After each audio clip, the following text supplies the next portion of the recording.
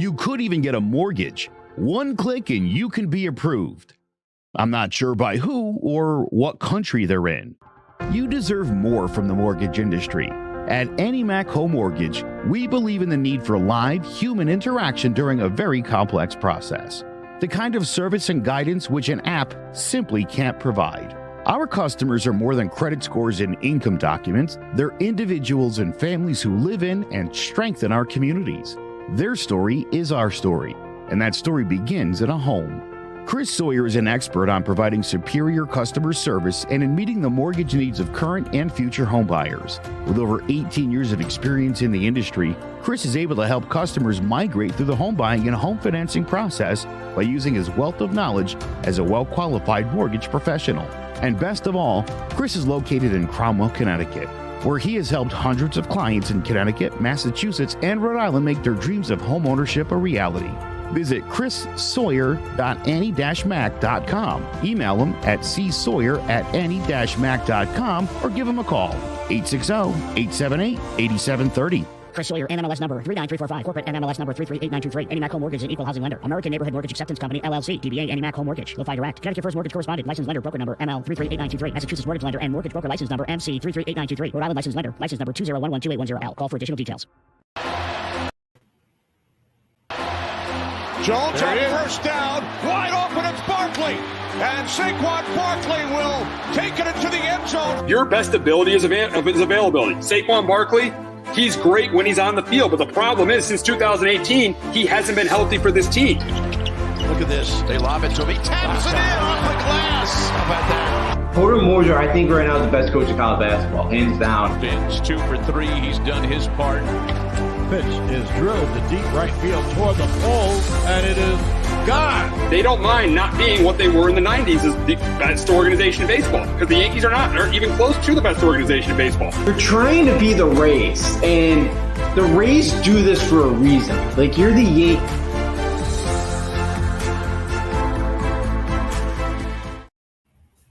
Welcome to Sports Talk with R&J. I am Steve Risser, along here with Justin D'Onofrio. And it has happened. Juan Soto has been traded. He has been traded to the San Diego Padres from the Washington Nationals. A big trade for the Nationals. For the Padres, a huge pickup there. Probably definitely the biggest pickup of the trade deadline. One of the biggest moves to see Juan Soto get traded. So. This lineup now has they're going to have Manny Machado. They're going to have Fernando Tatis Jr. when he comes back. They're going to now even have Brendan Drury. So, you got Tatis, Machado, Drury, Soto. This is a loaded lineup. And if you look at the rotation with Musgrove and with Darvish, this is a good rotation. And then the bullpen, they added Josh Hader. So right now, the Padres are looking really, really good after the Juan Soto trade. Yeah, absolutely they are. And for a team that's always kind of been a small market team, new ownership has really come in there. They spent the money and they're trying to win their first World Series, and it's been great to see. Yeah, adding another superstar like Juan, so it's probably the biggest name to get traded probably since Miguel Cabrera, went from Miami or from the Marlins to the Tigers.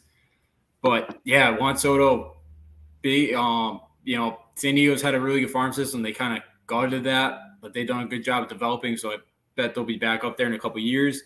But yeah, Juan Soto, arguably one of the best hitters of the game. Big addition here. And, AJ Preller too. The last year, he kind of felt like they had Max Scherzer and Trey Turner right in their grasp, and they lost, or just Max Scherzer.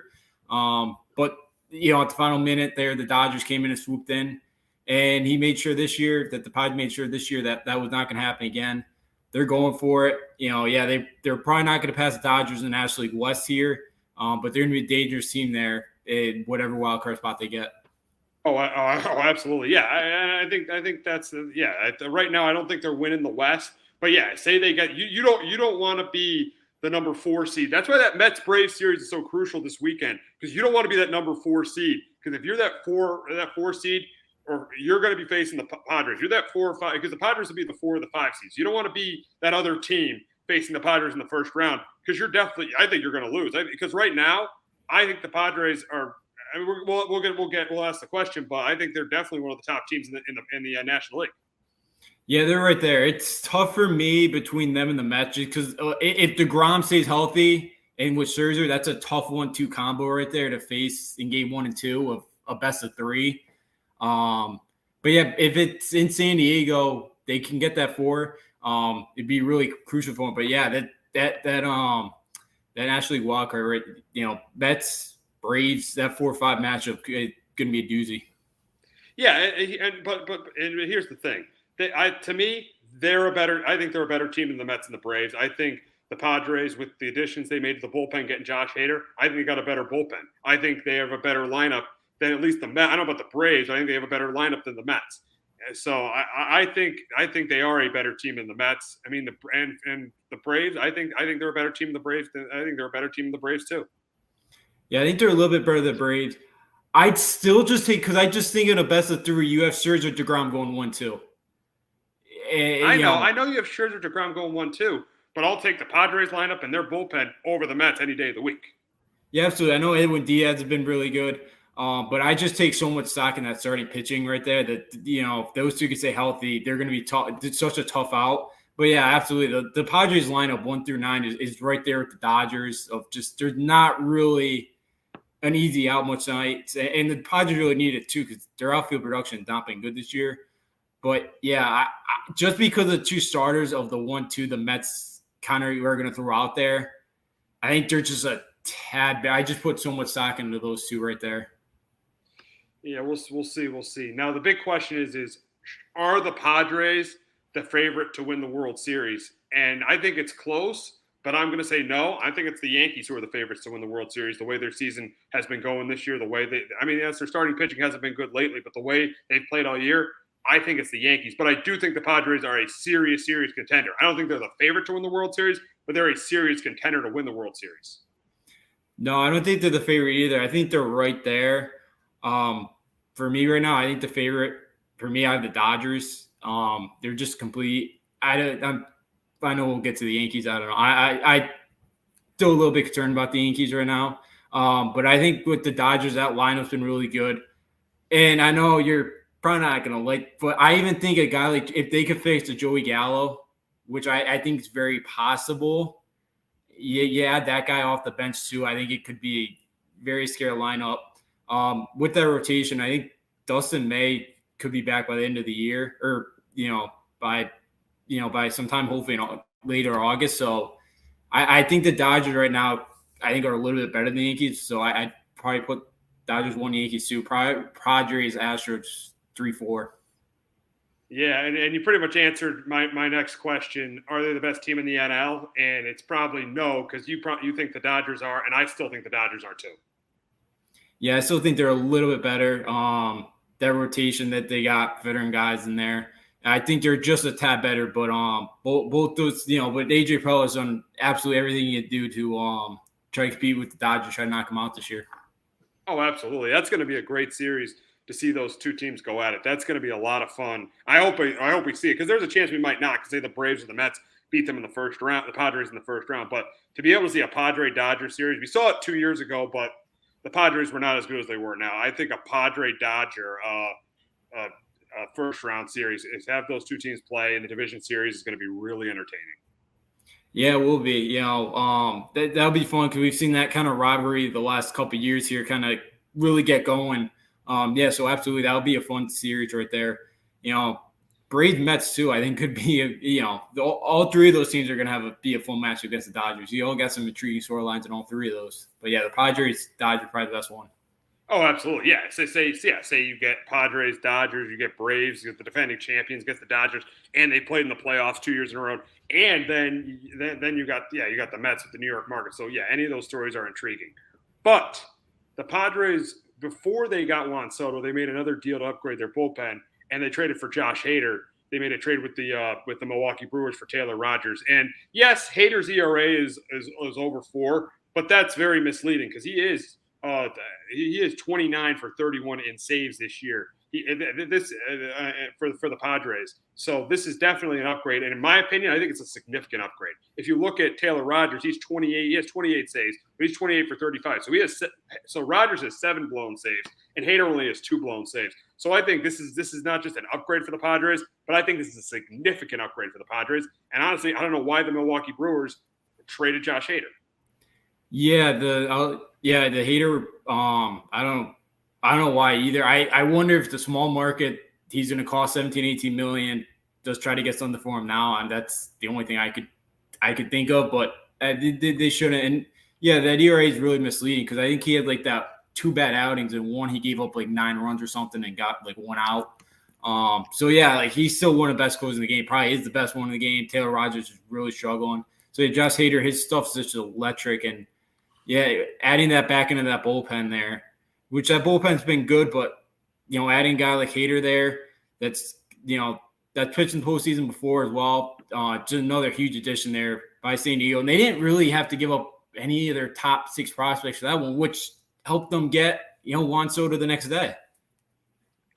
Yeah, absolutely. Yeah, they really don't have to give up much at all for Hader. That's why I'm so confused why Milwaukee did this. Yeah, you can say they're a small market team, but they have a chance. They have a chance to, win it. I know they're not the favorite, but they have a chance to win it this year. I don't understand why you would trade one of your best players. I don't understand that at all.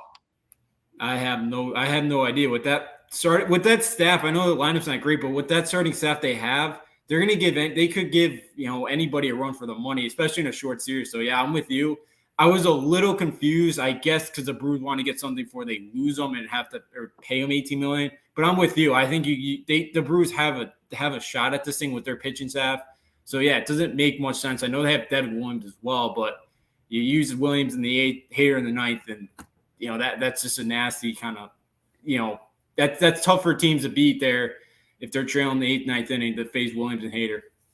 Absolutely. Yeah. So definitely surprising. But the Padres, to me, they're the winner of this trade deadline because they went out and they obviously went out and got Juan Soto. They traded for Josh Hader, and don't forget, they went out and got Brendan Drury, and they got Josh Bell in the Soto trade.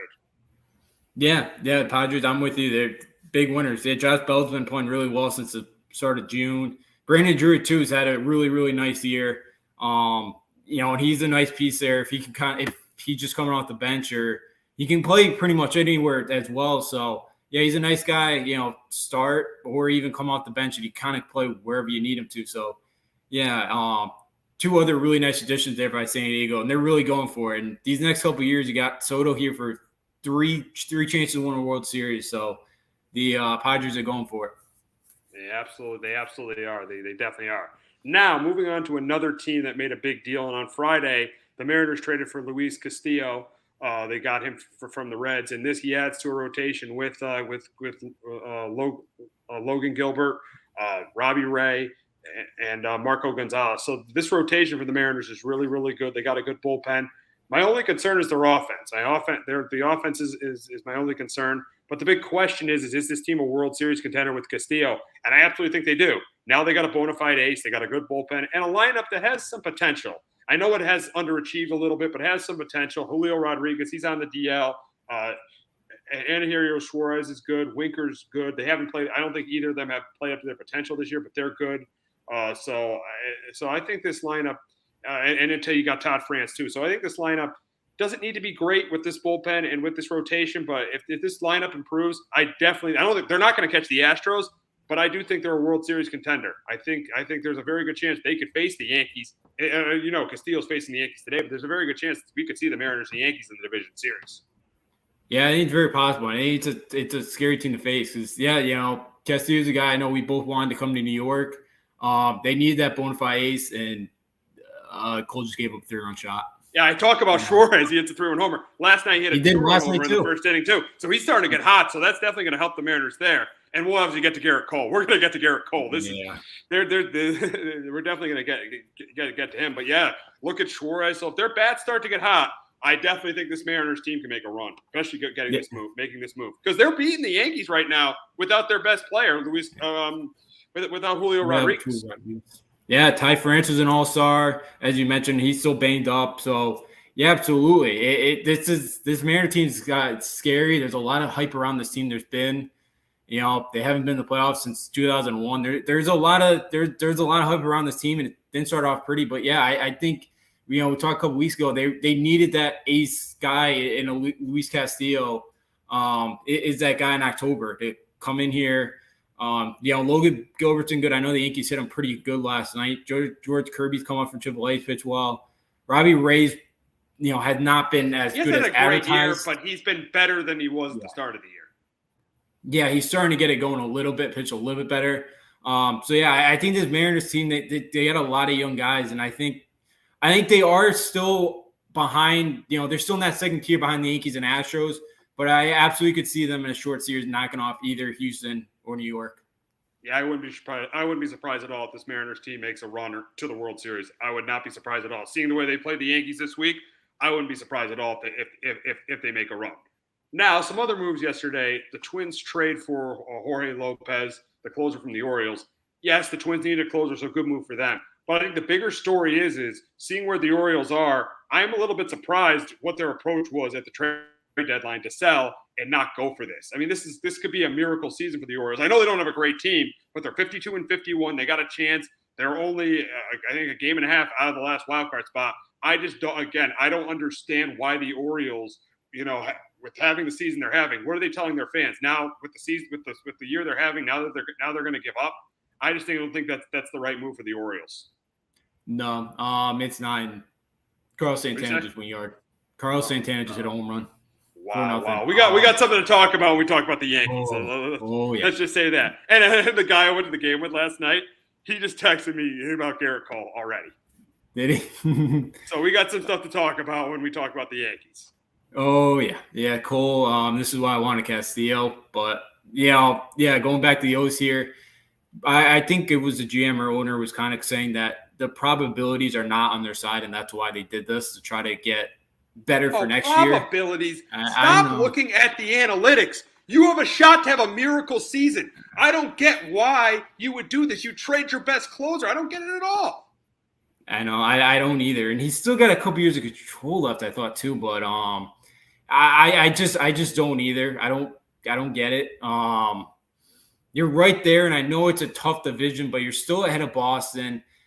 See what happens. I think, again, it's disappointing that they traded, and Mancini as well. Like, give this guy a chance to, see what this team could do. And Brandon Hyde's done a great job with this team. It give him a chance. And, again, I guess for the players, it's a chip on the shoulder. Like Seattle, Seattle made that kind of crazy trade last year, getting rid of their closer last year and trading him to Houston. His name slipped my mind. But, then the players kind of tried to go out there and prove it that, hey, we're going to go out there and kind of prove the front office wrong. And I guess the Oriole players have that. But, it was still weird. And I know they said they want to get better for the future. But, you should have taken a shot. They had nothing to lose. It makes absolutely no sense what the Orioles are doing. They should be going for this. But we'll quickly go through some teams at the trade deadline before we get to the Yankees. First, the Cardinals. They went out and traded for Jose Quintana, improved the rotation there. And we all know they made another move. We'll get to that one. But, they improved their rotation, which they needed to do to win the NL Central. Yeah, Quintana's actually been quietly having a really nice season. The Cardinals kind of were in the Juan Soto deal, negotiation. They didn't end up getting him there. But, I think it's a nice addition. Same in the National League Central. I think he's a nice veteran guy there with Adam Wainwright to help that staff. So, I think that was a nice move there for St. Louis to bring in Quintana. Absolutely. And then we'll go to the Phillies. They made some moves yesterday. They got Syndergaard.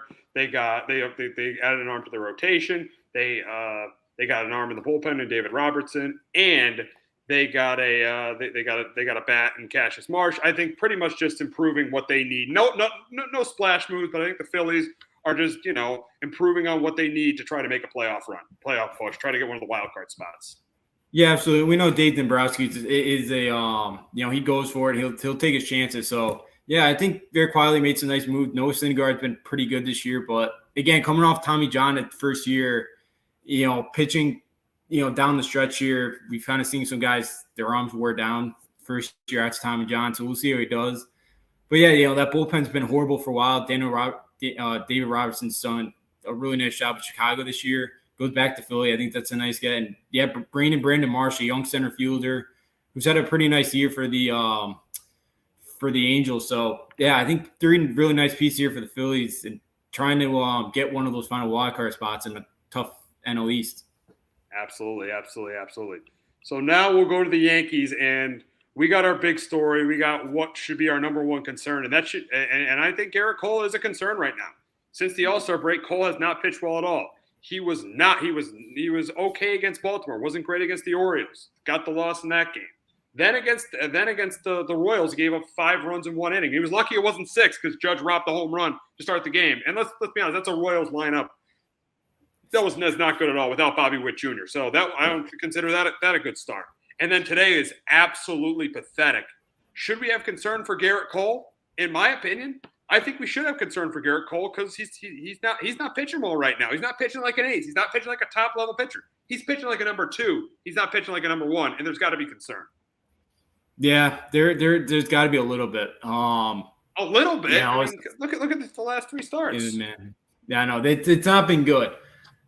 I still kind of feel like maybe there's a way to kind of fix this. But yeah, as we talked about, very potential to play Seattle. You're going to see Seattle again next week. You may see them in the playoffs. They've hit them hard. We've seen what Boston's been able to do against them. In his time in New York, he's kind of he's had some rough outing against them as well. So. Yeah, for a guy you're paying $36 million to kind of be – the Yankees went out to go get Garrett Cole because they were tired of having to face him in Houston, tired of they wanted to have that guy, that workhorse in the playoffs that was going to shut you down. And, the Yankees kind of had to face, against Houston the last couple of years. And, yeah, he has not been that guy. So there is some concern. Again, Sevy's elbow's a problem, I know we'll get to the Montgomery trade, but yeah, I think there is a little bit of concern to this rotation. I talked about it. We wanted to get, we both wanted Luis Castillo. I think he would have been a great number 1 or even put him there as a 2. But yeah, I'm starting to get a little concerned because he's a guy who usually doesn't walk many, and he's kind of walked the bases too. He's walked some guys more recently as well, and the location, as well, has not been great. Not at all. So there definitely has to be concern with Garrett Cole. I'm not happy about the way he's pitching right now. As I've said, he's pitching like a 2. He's not pitching like a number 1.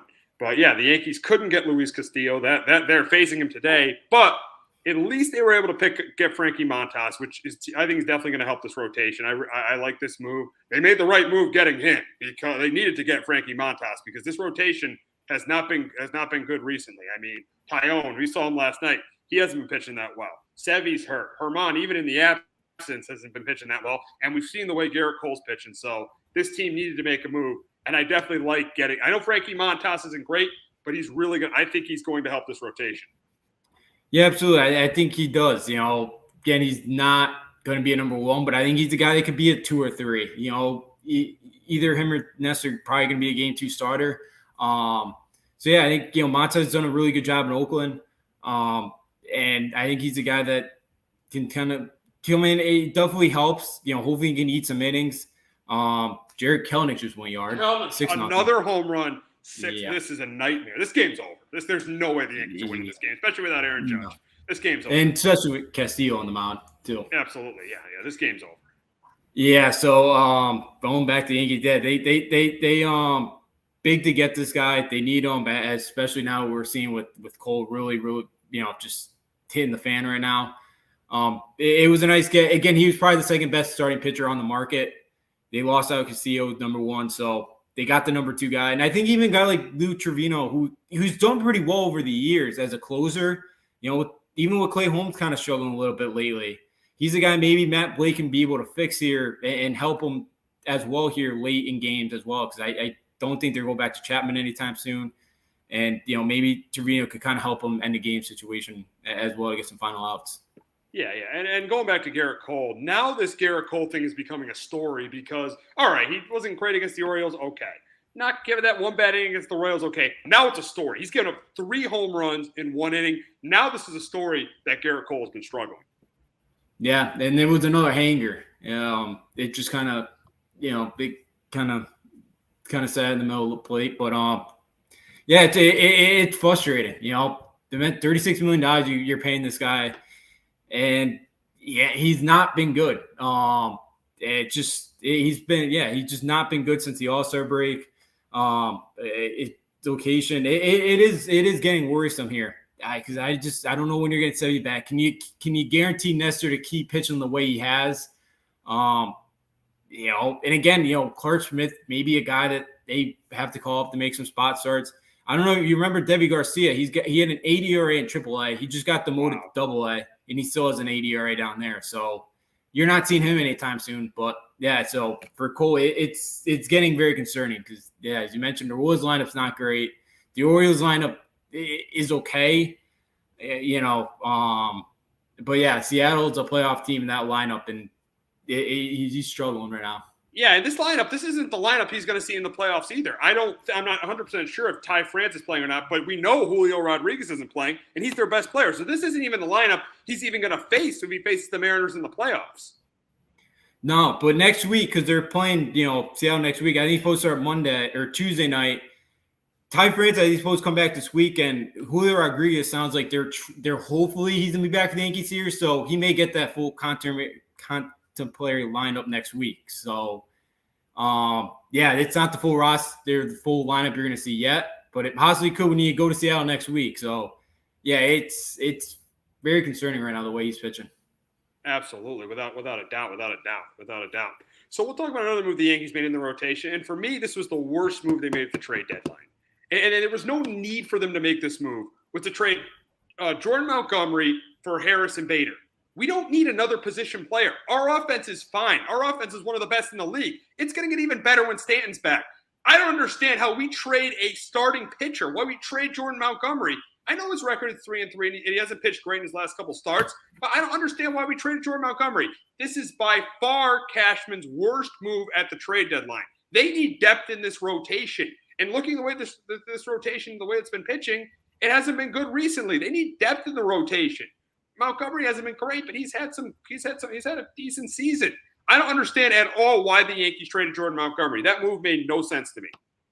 Yeah, especially because Harris and Bader was out till September with plantar fasciitis. So yeah, all right, but you get it because maybe you get Bader back for the playoffs, and that's what matters because the Yankees have such a big lead. But come on, we need depth in the rotation, or we could get eliminated in the first round by a Seattle or a Toronto.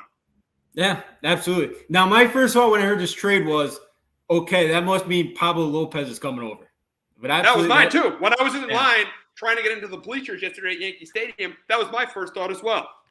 Yeah, that's what I thought. Okay, great. I'll take that. But no, it didn't happen. So, yeah, it's very interesting move there. I don't trust Herman as a 5. We know about Severino's injury concerns. Yeah. Tyone's struggling. Tyone's been awful lately.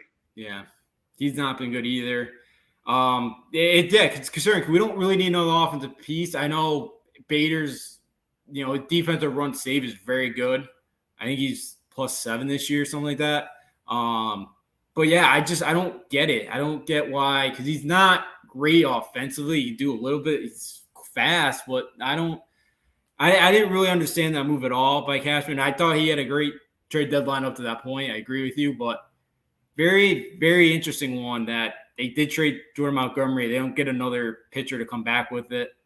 I don't really know what the thinking was behind that one.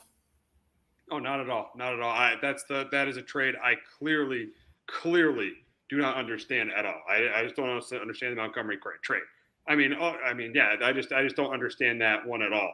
But the Yankees did improve their lineup going out last week and trading for Andrew Benintendi.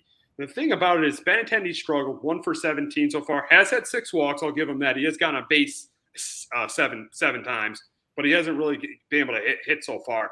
But the one thing I feel like it's affected is DJ LeMahieu. I feel like with this move, DJ LeMahieu has had 4 multi-hit games. I think the move was kind of a wake-up call for DJ LeMahieu because he knew if he wasn't hitting, he definitely wasn't hitting leadoff because Benintendi was. So I think this move was a really, really big wake-up call for DJ LeMahieu. Yeah, absolutely. I think it has, started out fast Saturday morning, or Saturday afternoon, 2 pitches in.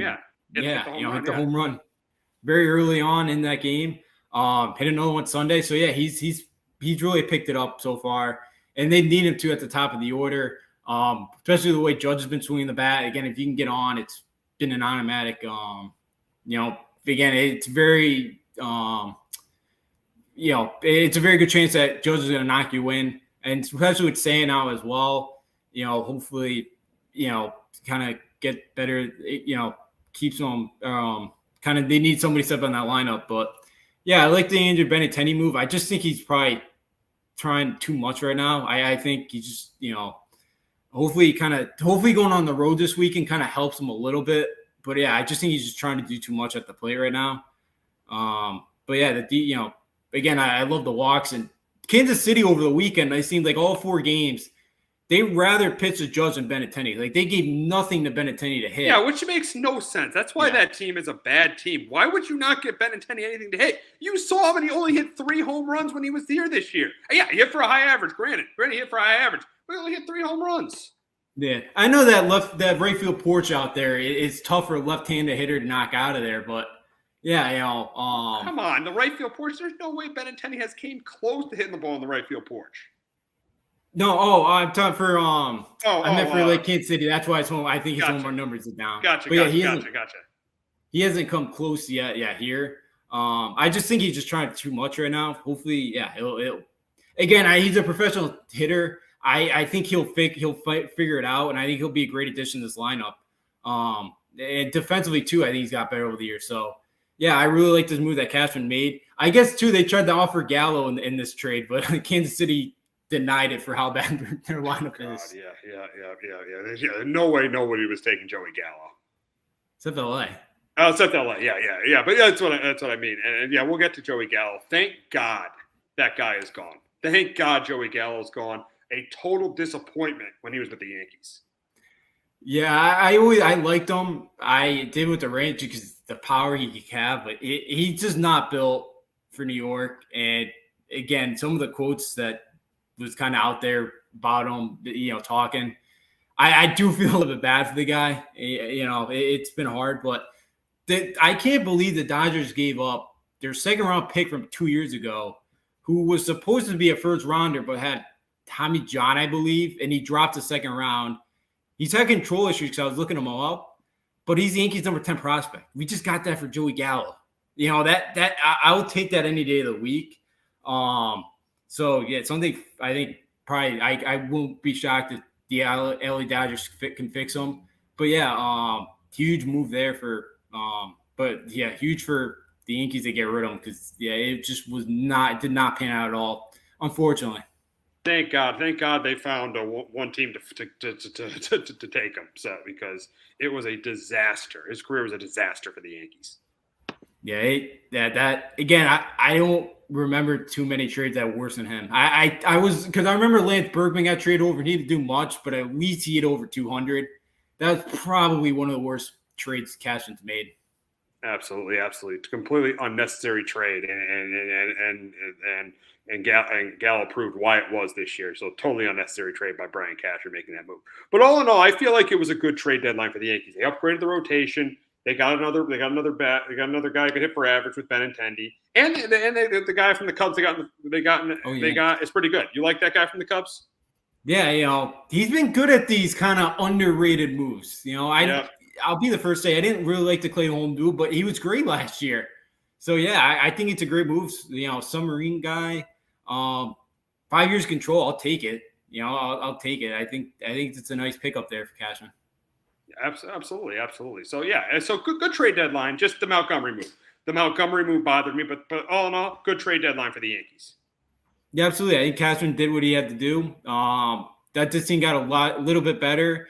They're trying to compete with the kind of try to put on a team to field that can beat the Astros. Montez has faced them a lot as well. So yeah, that's kind of they're kind of, even though the Mariners are going to be tough out of the Blue Jays. But yeah, I think for Cashman did a pretty good job this trade deadline. And again, he didn't trade Peraza either, Volpe or Dominguez, keeping those top prospects as well. I think, he did a good job of getting guys. Absolutely. Yeah. And you made a good point. Not trading Volpe, not trading the top prospects, because if you were going to get Castillo or you were going to get Soto, for sure Anthony Volpe would not be on this team anymore, would not be in the organization anymore. Oh yeah, absolutely. And probably Dominguez as well. I would think that the Nationals would have want to take him as well. So yeah, I thought, yeah, for what they've got, I think it was a good job to kind of keep majority of those guys. And the one guy they gave the A's that was like the number 5 prospect, they would have had to keep on the 40-man roster going in this winter, and they probably weren't going to protect him. So you're going to lose him in the Rule 5 anyway. So at least get something for him, not like Whitlock, and now he's been pretty good with the Red Sox. Exactly. So we'll now move on to the Red Sox. And the Red Sox were in a very, very weird situation at the trade deadline. They were around 500.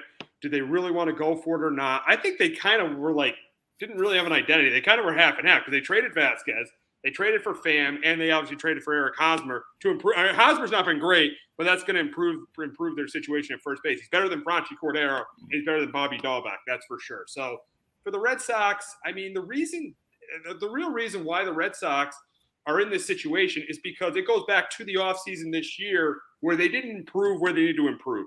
Chaim Bloom did not improve the rotation, which he needed to improve. There were guys out there, Gausman, Carlos Rendon. He refused to. Yes, he got Wacha. I'll give him credit for that, but he really didn't do enough to the rotation, and he didn't do enough to the bullpen. And for me, that's the reason why the Red Sox are in the situation they are, and they're an average baseball team. Yes, the reason the Red Sox made the ALCS last year was not the way they played the last 2 months of the season. It was the way they played the first 4 months of the season. The Red Sox started to show their true colors in the last 2 months of the season. Yes, they did get hot and get the ALCS, but they showed their true colors of what this organization has been the last 4 years in the last 2 months. And this entire year they've shown what this organization has been in the last 4 years, an average baseball team. And the reason why they're an average team, and the reason why they really didn't want to spend big on this team was because of what their GM has done with this team.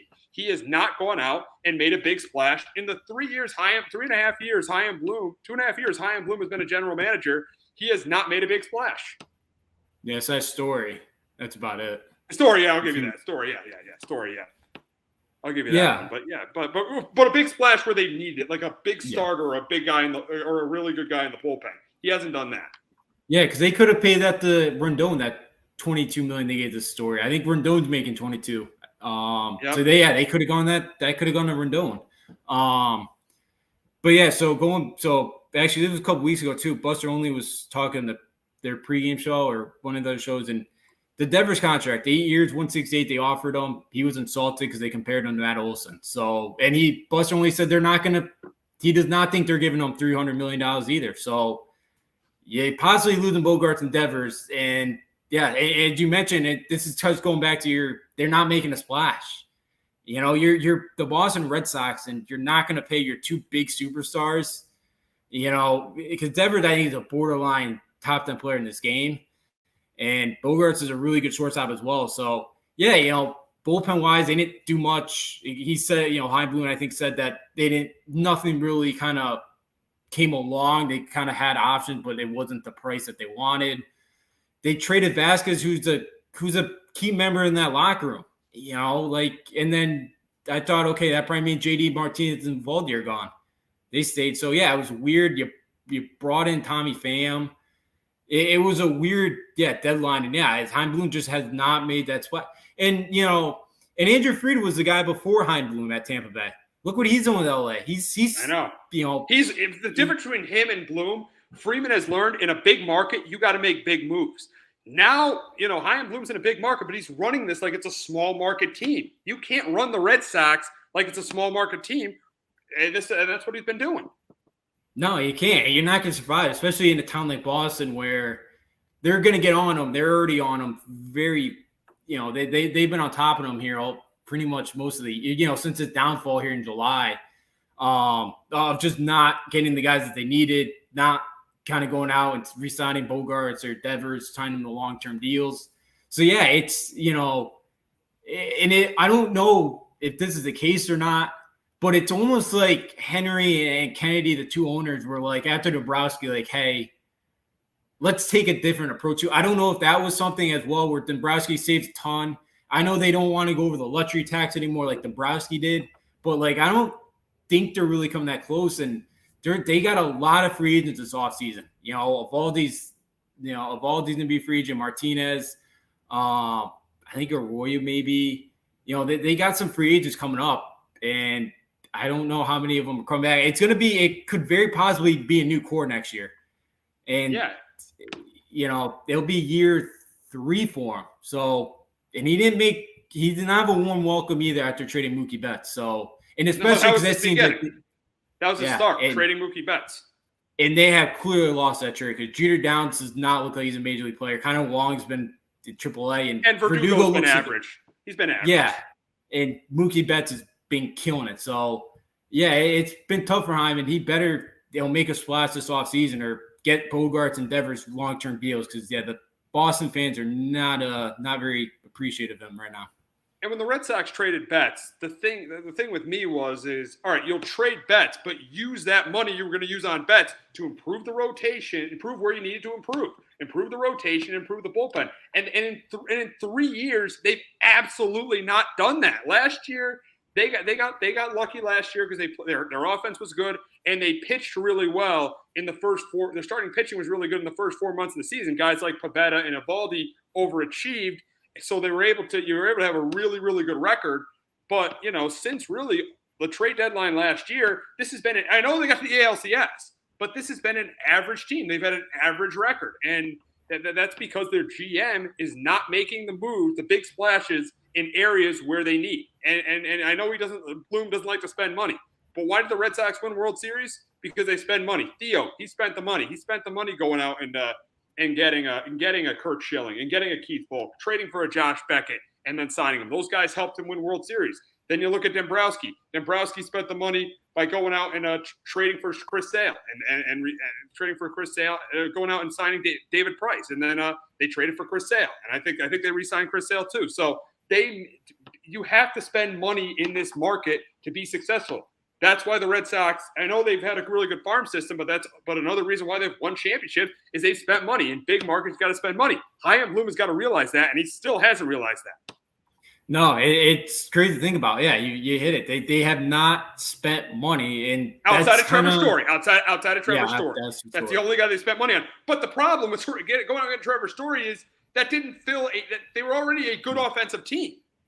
That's the thing. We're not getting Trevor Story, and Trevor Story is playing out of position. He's been good this year, but also it didn't fill a need, and he's playing out of position.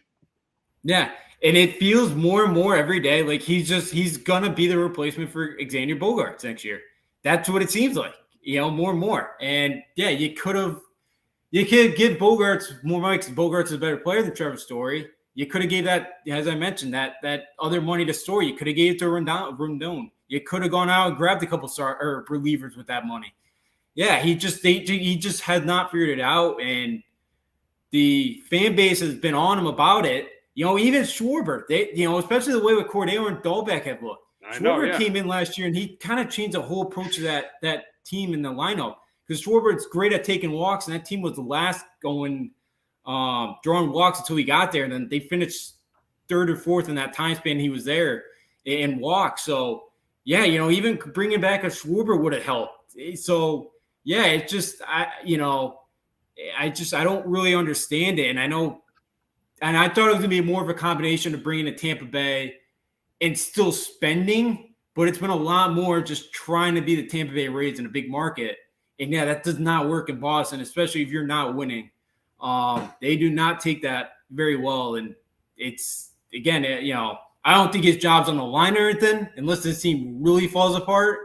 But, yeah, next year is going to make or break the year, especially actually in the offseason with all the guys that they got, pending free agency.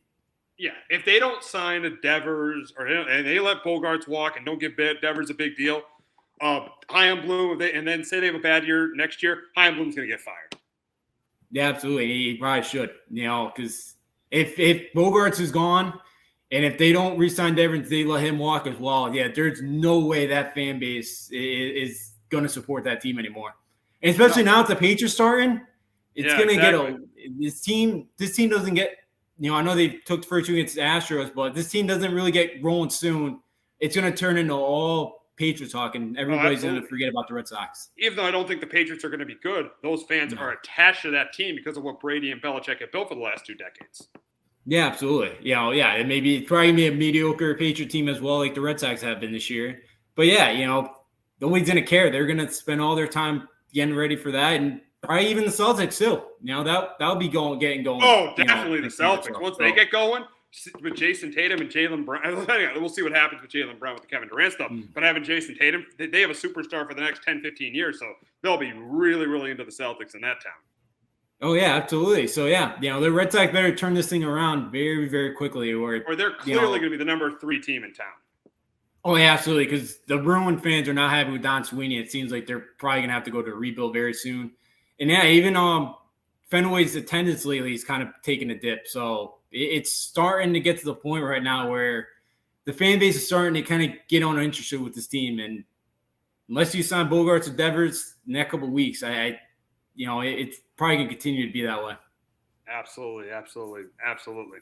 So the NFL so a ruling has been made on Deshaun Watson, and there's issues in Miami. No surprise there. And Deebo Samuel got paid. But before we talk about that, we got a couple ads to bring you from Clovercrest Media.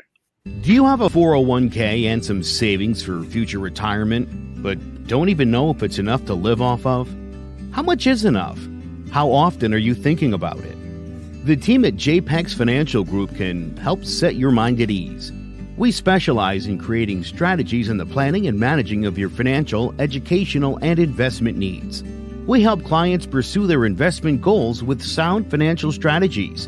You deserve a personal, tailored plan. Lasting, meaningful, and open relationships are the foundation of our practice. You've worked hard for your money and should feel confident in your investment choices as you make decisions for your financial future. Your goals are our goals. We are dedicated to your needs and hopes for your future. Visit our website and give us a call at 860-430-5397. Securities offered through Raymond James Financial Services, Inc., member FINRA, SIPC. Investment advisory services offered through Raymond James Financial Services Advisors, Inc. JPEX Financial Group, LLC is not a registered broker-dealer and is independent of Raymond James Financial Services. JPEX Financial Group is located at 78 Eastern Boulevard, Glastonbury, Connecticut. There's no bigger investment than home ownership. And to make sure the house is up to your standards, you need a professional to look it over. Brian Flanagan from Shamrock Home Inspections is a licensed home inspector and a member of the Connecticut Association of Home Inspectors. Brian was a contractor for over 15 years, so he knows how homes should be constructed and how mechanicals should work. What makes me a good home inspector was the 20 years that I was a home improvement person, doing all the different repairs that I have done and what other people have done wrong that I had to go out and fix. So I have a pretty quick eye on seeing what's right and what's wrong. Before you move, call Shamrock Home Inspections. Before you make the biggest investment of your life, call Brian Flanagan from Shamrock Home Inspections at 860-268-2566 or visit shamrockhomeinspectionct.com. So Deshaun Watson has been suspended for 6 games. It was by Sue L. Robinson. Obviously, with the new CBA, the league deferred discipline on certain cases to a third party. So Watson is suspended for the first 6 games of the season. And I think the suspension is very light. I mean, I think, honestly, with some of the accusations, he should have been suspended for the season.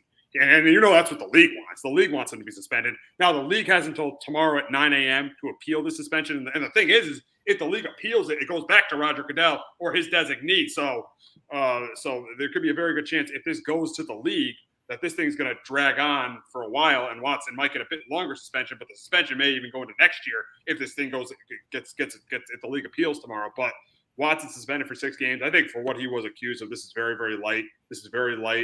And the fact he's showing no remorse thing is absolutely disgraceful and pathetic. And the fact that an organization is going to give this guy who they know is a sexual predator, going to give this guy all this guaranteed money is absolutely ridiculous and disgusting. So I know he got 6 games, but I felt like this suspension is very light. No fine either. How do you not get fined for this? So no fine. He only gets suspended for 6 games. Very, very light suspension for Deshaun Watson. Absolutely, I completely agree. And I know this one, as you mentioned, this wasn't the NFL's kind of,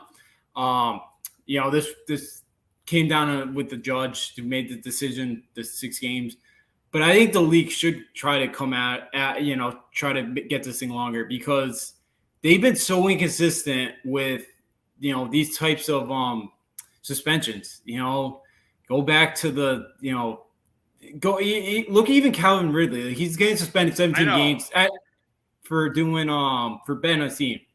For betting on his team, this guy has 25. This guy has 25 sexual harassment lawsuits against him, and he gets 6 games, but Ridley gets the entire season.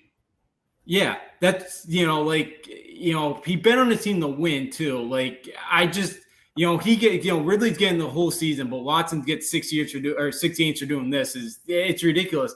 Again, go back to the Ray Rice. He had a 2-game suspension, and then we saw the evidence of in the elevator.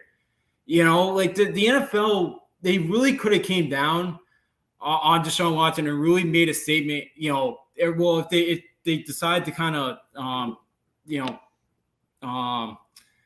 appeal this decision, where they can try to come down on these, Watson, and make sure that that they're not going to stand for this. Because again, even Tyreek Hill a couple years ago, there's audio evidence. He didn't get suspended, for threatening his partner and kind of saying he broke his kid's arm, his 4-year-old, son's arm.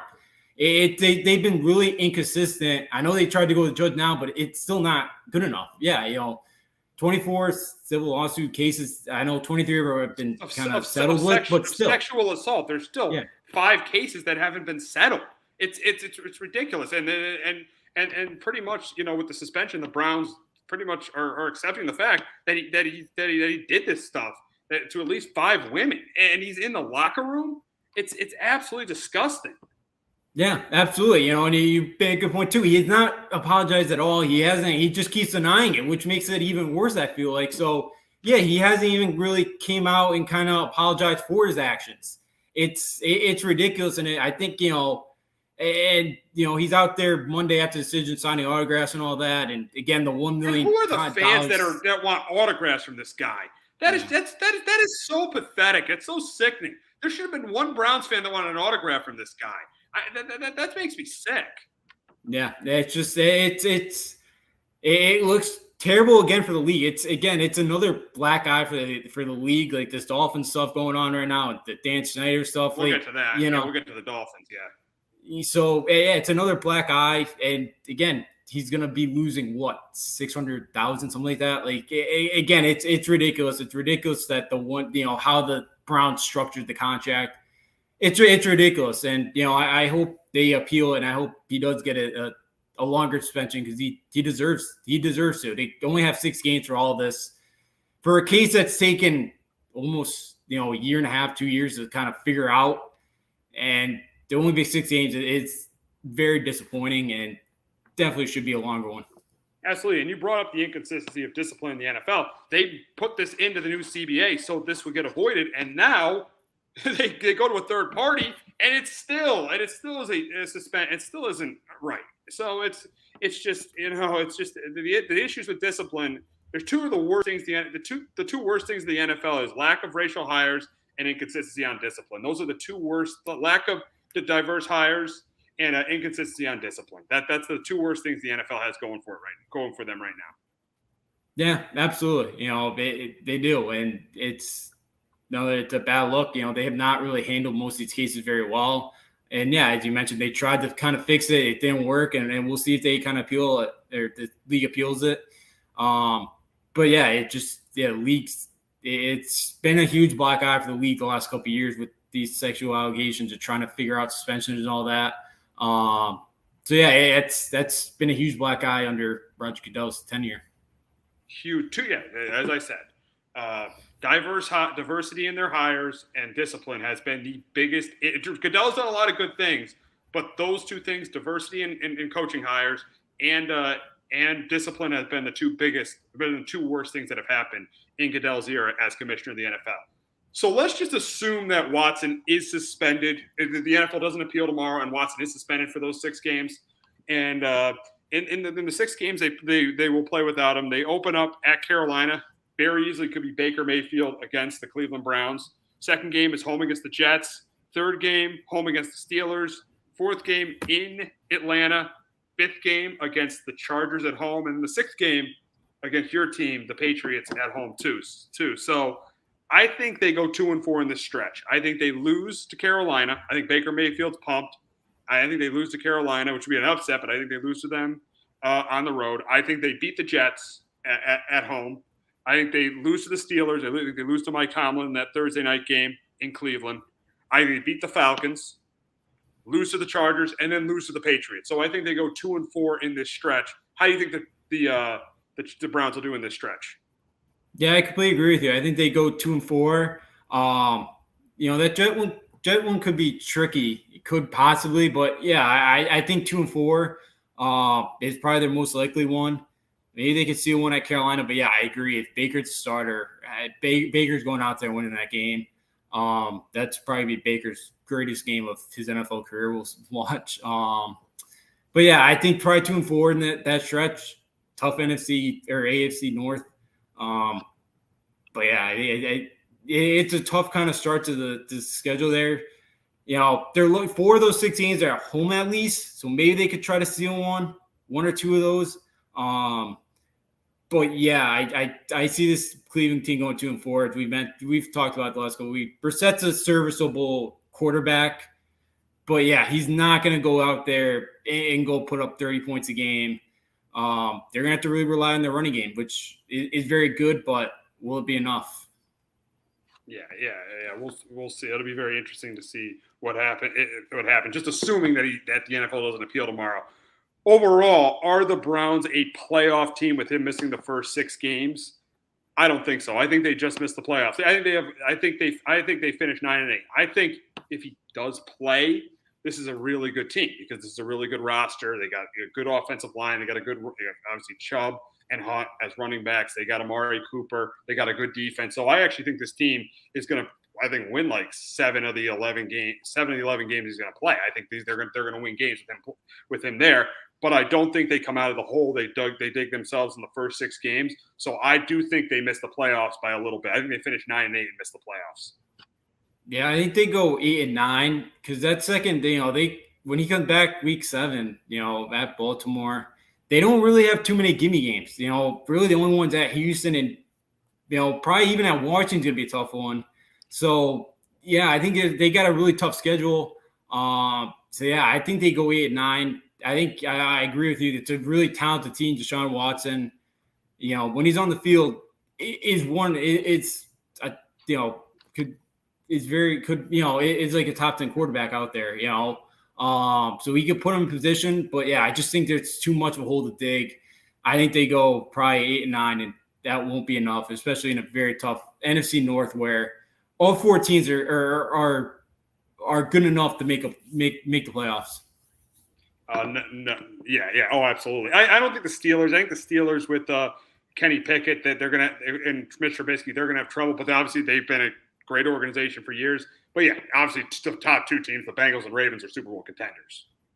Yeah, so I think with the Steelers, I know rookie quarterback and all that, but yeah, with that organization, you can never count them out. And I think they find a way probably to get around 500. But yeah, it's a tough division. Yeah, Bengals, Ravens are definitely the 1-2 in that division. They're both super talented. Absolutely. So we will go on to the Miami Dolphins, and they were stripped of a first-round pick. We got Frank's team. He's listening with us. They were stripped of a first-round pick in this year's draft, and then stripped of a third-round pick in next year's draft for tampering violations with Tom Brady and with Sean Payton. And I think this is a little light too, because I feel like Brian Flores is right, where they were intensifying. They were Stephen Ross was creating a culture of tanking. He was creating a culture of tanking. And I think what's wrong with this organization is, Ross wants them to tank. He says he wants to build a championship culture, but he wants them to tank games in 2019. Then they win. They have 2 winning seasons. Then they fire the head coach. They're fooling around talking to Sean Payton and Tom Brady when they shouldn't. This is not a surprise that this stuff is happening to the Dolphins. And the big thing is with Tua, if Tua doesn't work out, this team's going to need a quarterback, and they're not even going to have a first-round pick. Yeah, it's they're in a bad spot, and again, the Dolphins are screwed. Frank said it perfectly. The Dolphins are screwed, and they're screwed because of incompetent ownership.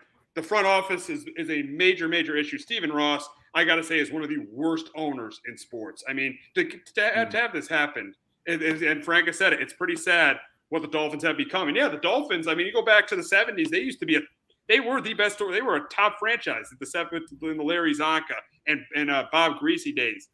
And Mercury Morris. They were and Nick Bonacani. They were a top franchise. And even in the Marino days, the Marino era was a little bit disappointing because they didn't win a Super Bowl with Dan Marino. But Dan Marino was obviously one of the greatest quarterbacks of all time. And really, the last 2 decades, there's a reason this team hasn't won a playoff game, and it's been the front office and ownership has continued to screw up. And this is just another. It just adds to the chapter. Tampering with Brady and Sean Payton when they could have, and they're lucky they didn't even get Stephen Ross didn't get in more trouble because I feel like Brian Flores is right, and he wanted them to tank games. Yeah, Frank agreed with you. Yeah, they were winning team back then, 70s, 80s, 90s. It was one of the better franchises in the National Football League, and at this point they've been pretty much since I've been alive. They've been one of the laughing stocks. They've been one of the worst. For Flores, all the stuff that he said was all true, for a guy like Flores, it was a lose-lose situation for him because he wins, he's going to get fired for not tanking. He loses, he's going to get fired because, Ross is going to have to fire him because they're losing to make him seem, to kind of, because they're losing, they're going to get rid of him anyway. So, Frank says, he completely agree with you with the ownership and management. Yeah, they've been absolute garbage. Since Marino and Jimmy Johnson were gone. Yeah, because they hire Dave Wanstead, who was an average coach at best. Then they hire Nick Saban, who pretty much bailed on them, had no loyalty to the organization. Then Cam Cameron, that was an absolute disaster and went 1-15. And they say they should have Ross. Yes, Ross should be kicked out of the league. There's no question Stephen Ross should be kicked out of the league. He should. Yeah. Him and Snyder, but if they haven't kicked out Snyder yet, I don't know if Ross. Both of them should be definitely kicked out. It'd be great for the league because but it's sad that an owner actually wants to kind of go this way. Saban saw it. Well, the shit's showing right. Yeah, I mean, I don't love what Saban did, but he knew how bad it was. He knew how tough it was to win in Miami. He's like, let me go to Alabama. Let me go to Alabama and win. Let me go to Alabama and build a dynasty instead of coaching the Dolphins for the next 10 years. Yeah, absolutely. Saban made the right decision there. But it's been tough for the Dolphins. And, Ross, the tampering stuff as well looks pretty bad. It's just all of it. It just, I just don't know why you want to run the organization like this. And I know it sounded too that they wanted, Flores wanted Justin Herbert and, Ross wanted Tua. Yeah. Who should they listen to? They should have listened to Brian Flores, who wanted the better quarterback. Because if you put Flores and Herbert together, that's a Super Bowl contender. Now you have an average football team at best. Yeah, absolutely. You do. And I know they tried to get better this offseason, but we'll see. But it's sad the stuff that Stephen Ross is, that some of the stuff that happened in the investigation. Telling that team and the coaching staff just to go out there and lose. I don't know how I'm a player or coach. I even want to go sit in that locker room and go play for that organization. It's just it's crazy, and especially too because it's again, hopefully Flores gets another shot at a head coaching gig because I thought he did a pretty decent job with that team. They'll get that team 5 wins. I think he was the best Dolphins coach since Jimmy Johnson. I really do because they won 5 games in a year where they were expected to win like 1 or 2. Then the next year he goes 10-6, just misses the playoffs. And last year they start 1-7. A lot of teams start 1-7. They're going like 4-13 or 3-14. That team was competing for a playoff spot late in the season, going 9-8 with pretty much average to below average quarterback play. Yeah, absolutely. He's done a phenomenal job, and But then Stephen Ross says, "Oh, this isn't good enough. We got to get rid of him." Yeah. It's horrible, and again, we'll see what Mike McDaniel's been able to do here. But I thought Flores deserved to say. I think we both agreed on that. And then with the players, it's like the play. You only have so many years of play, and your owner's really telling you to just kind of give up on this year and just kind of lose. It's like why do you even want to show up every day? Your owner doesn't really have any expectations for you. Rather go out there and lose. I guess it's probably a chip on their shoulder. Winning 5 games that year to kind of get the owner upset. But I don't know why you want to be an owner and you just want your team to be as bad as possible, just be a laughing stock. I just don't, because it's not, because I know you're tanking and all that. You want to tank, but it's not a guarantee that that pick, and we've seen what Tua is going to turn out to be the guy that the franchise changer. It's funny. They tried to tank for Tua, and Tua's average right now. Yeah. So yeah, it shows. And again, that's karma for trying to tank, and it hasn't worked. So it's been karma for him. But yeah, again, it's horrible. For example, Ross, he probably won't be able to do much. Any coach that comes into Miami will not do well. Front office and owner needs to go for a coach to have success with Dolphins. Absolutely. If it's something, like a Dallas Cowboys and there's too much ownership kind of trying to make all the decisions and all that. Yeah, because you kind of see it's a bad culture. You got to bring somebody. That's what I thought Flores was good too. Bringing a good culture, or trying at least. But yeah, it's horrible. It's been absolutely horrible for Miami since. And yeah, until that guy leaves, till that owner kind of gives it up. Yeah, I don't know if you're even with this now coming out. Why if I'm a player or coach, why would I want to go play for the organization when there's a possibility that this could happen again? If you're Sean Payton and you're given the choice, I don't like to say this, of the Cowboys or the Dolphins, they're not great. Either choice isn't great, but you're taking the Cowboys because at least the Cowboys, they're Jerry Jones, as much as we criticize him, is a much better owner than Stephen Ross. So if you're given the choice of a job, I don't think you take either job, but if you're given the choice, you're definitely taking the Cowboy job. Yeah, absolutely. At least Jerry Jones wants you to win. At least Jerry Jones ain't walking in your office, before the season going, hey, I want you to win one, I don't want you to win a game this year. So yeah, absolutely. Both organizations aren't great, but yeah, Dallas is the one to go to there. So yeah, you're a player coach. Why would you want to step foot in this organization? You had the option. But yeah, it would be cool to see Miami be good, again, and get it back there. But it's just, if this guy at the ownership, Ross, I don't think that's happening right now.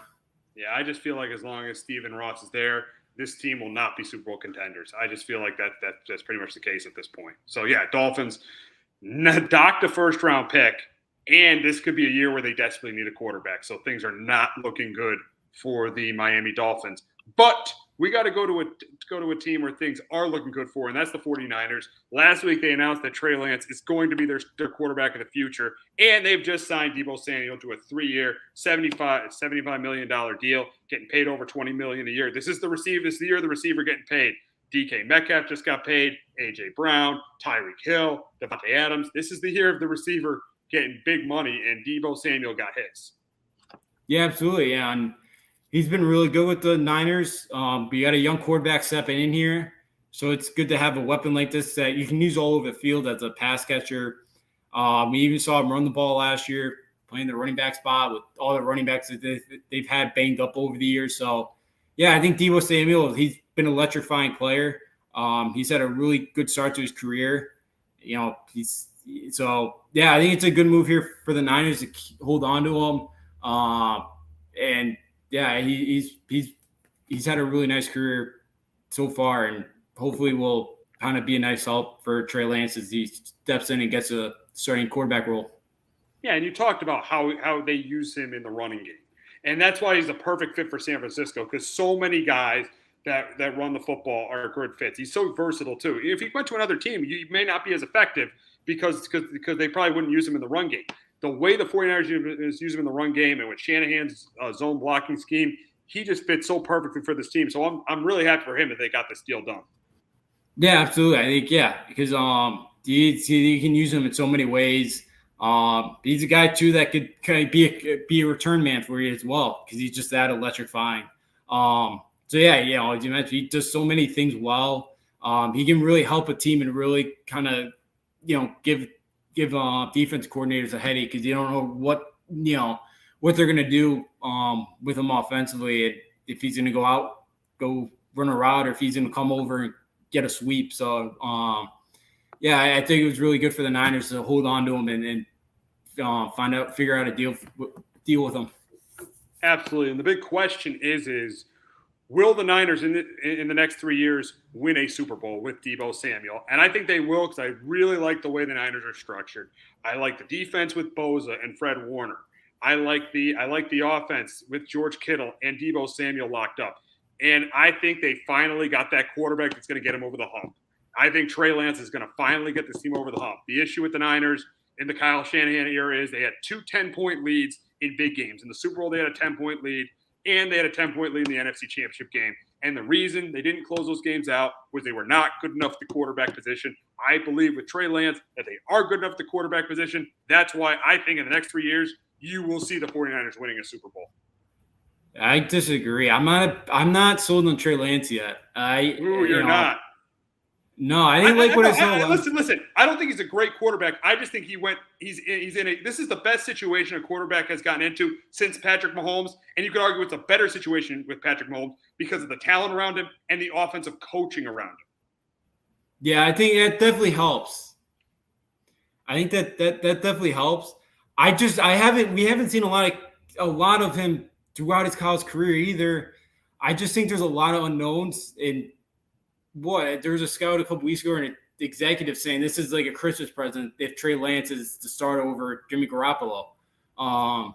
Maybe he does. Yeah, I think he could be a decent quarterback and be a quarterback good enough with the talent they have to win at one. I'm just not sold. I don't know if he's gonna be. I don't know if he'll be good enough to help him. I know he's probably doesn't have to do a ton. He'll probably have to be a really good game manager. They do have a great staff around him. They do have some really good weapons around him. It's a tough division, but yeah, I'm not totally sold yet on Trey Lance. And I think he could be like Jimmy G, the guy that holds him back. I don't think he's going to be that. I think he's going to be that guy. I don't think he's going to be great. I don't think he's going to be a great quarterback, because you brought up his lack of experience. It's a good point there. But I think he's going to be that guy in the fourth quarter who's going to make the plays that Jimmy G didn't make. That's why I think they get over the hump in the next couple of years. I think he could. Again, he came from North Dakota State, and all they do is win. So he knows how to win, and he knows, even though they blow a lot of teams out, he knows, probably hasn't had a lot of game-winning drives before or trailing in the fourth quarter. But yeah, again, if he can show me that, I'll be coming all in on him. Till I see that, I don't know. I'm just not sold on him yet. And yeah, right now to me, I think he could be just that one piece that hurts the Niners like it did with Jimmy G did. So yeah, for me, I think he's that one piece right now that could keep them back. Again, I've been seeing a lot, and he blew a lot of teams out in college. So how is he doing a close game? We just have not seen that from him yet. Absolutely. Yeah. We'll see. It'll be interesting to see what happens with Trey Lance and the 49ers. But this Saturday, the Hall of Fame, a new class comes in, the class of 2022. The Hall of Fame announced they'll have their enshrinement ceremony this year. And there is a Patriot going to the Hall of Fame, a pretty important one. That's Richard Seymour, was on 3 of those Super Bowl teams. Probably arguably the second best player on that defense. He might have been the best player. It's really between him and Ty Law on that defense that won those 3 Super Bowls. He was a Patriot from 2001 to 2008. You probably remember in 2009 when Bill got rid of him. And let's be honest, when the Patriots got rid of Seymour, I felt that defense wasn't the same for 3 or 4 years. I think that defense took a while to get back to being what it was. Richard Seymour was a really good player. He was on that 2007 Patriot team that went undefeated in the regular season and lost to the Giants. So a well-deserved – he had to wait a little bit, but well-deserved for him getting into the Hall of Fame. And you obviously watched him play for a good part of his career. What are your thoughts on Richard Seymour? Yeah, Richard, he's just always he's always a nightmare for opposing quarterbacks to scheme against. He was a guy that really stayed on the field too with his time in New England. He did not miss, I know 2007 he only played 9 games, but mostly, he played double digits every year. He's a guy that was really reliable. A guy that, made 7 Pro Bowls. He was on the All-Decade team. I think, I'm right there with you. I think him and Ty Law is very tough to choose the two. Big part of that, kind of 2001, they upset the Rams there, kind of start that dynasty. He's phenomenal. He's a nightmare. He had and I saw, when he recorded a sack with the Patriots, their record was like 46-8 games where he got a sack. So he's phenomenal. Always a nightmare, just a nightmare to kind of scheme against. Had to kind of double team him. For a tier guy, he was a dominant force inside. For offensive linemen and quarterbacks to kind of escape. Absolutely. So now I'll go through the Hall of Famers that are going to be enshrined on Saturday. First, Tony Baselli, tackle for the Jacksonville Jaguars, was on those Jaguar teams with Tom Coughlin, Fred Taylor, Mark Brunell, Jimmy Smith. Those Jaguar teams got to 2 AFC championships games in the first 5 years of their existence. Baselli was he was the anchor of that really, really good offense the Jaguars had back in the late 90s and early 2000s. Leroy Butler was a safety for those Packers teams. A lot of people remember those Packers teams with Brett Favre and Reggie White, but Leroy Butler was on those Packers teams in the mid-90s. One of them that won a Super Bowl, beating the Patriots in that Super Bowl. So Leroy Butler, he goes into the Hall of Fame. There's no first ballot Hall of Famers here. All solid, guys who had great careers, not, dominant careers, but great careers. But there's no first ballot guys in this class. Another guy, Sam Mills, was on those Saints teams with Jim Moore that were pretty good, was part of those Saints defenses with Jim Moore. Later in his career, he went to the Panthers, helped them get to an NFC championship game.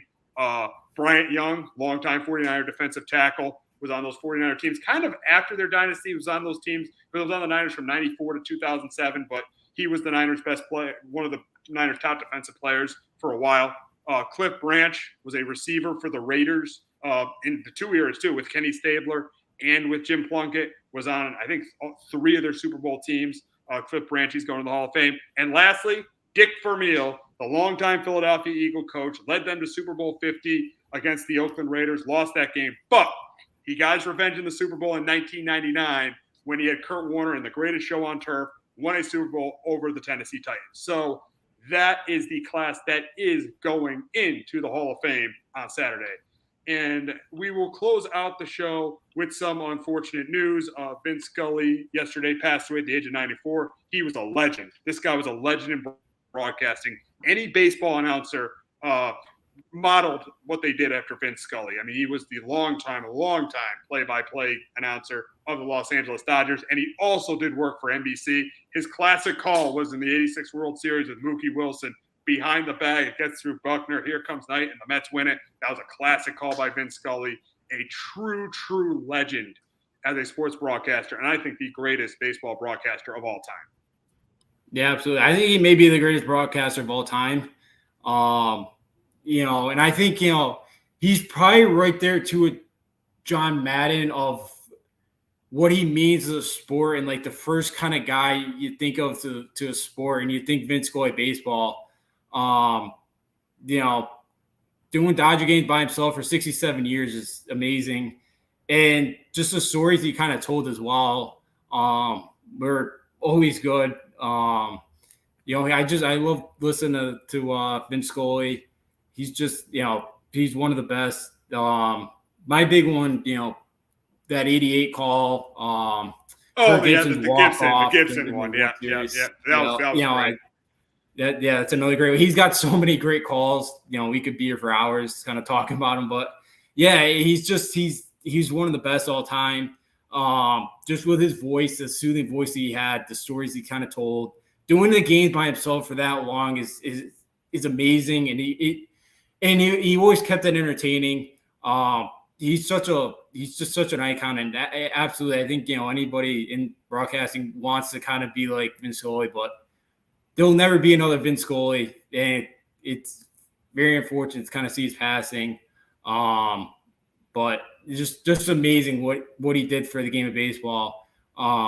He's just an incredible broadcaster. Seems like he's an incredible person. So sad day in the baseball community that Vin Scully passed away. It sure is. He's a guy that all baseball broadcasters look up to. All broadcasters in general look up to. So. Yeah, absolutely sad day in the baseball community, but it was an outstanding career for Vin Scully. That's going to wrap it up this week on Sports Talk with R&J. For Justin and Alfio, I'm Steve Risser. We'll be back next week talking Yanks and Sox, and we'll be back talking about the first week of the NFL preseason. Have a great weekend, everyone. Jones on first down, wide open, it's Barkley.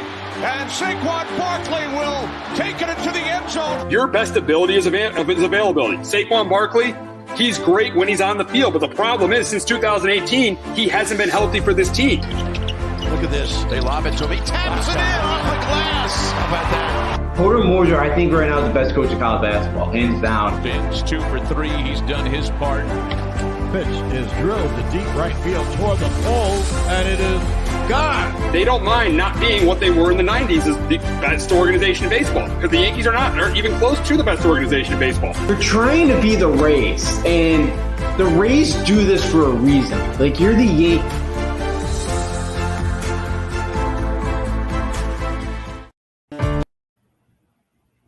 Hello, my name is Joe Aguirre. I'm the president of Clovercrest Media Group. And here at CMG, we have a wide variety of podcasts, including sports shows like Keys to the City, The Roll Call, Throwing Jabs, All Four Downs, and Jawing About the G-Men. And great true crime shows like Stinky Week, Crimes and Consequences, Ivy League Murders, and Bird, the unsolved murder of David Eichmann. You can find all these podcasts and so much more by visiting clovercrestmedia.com.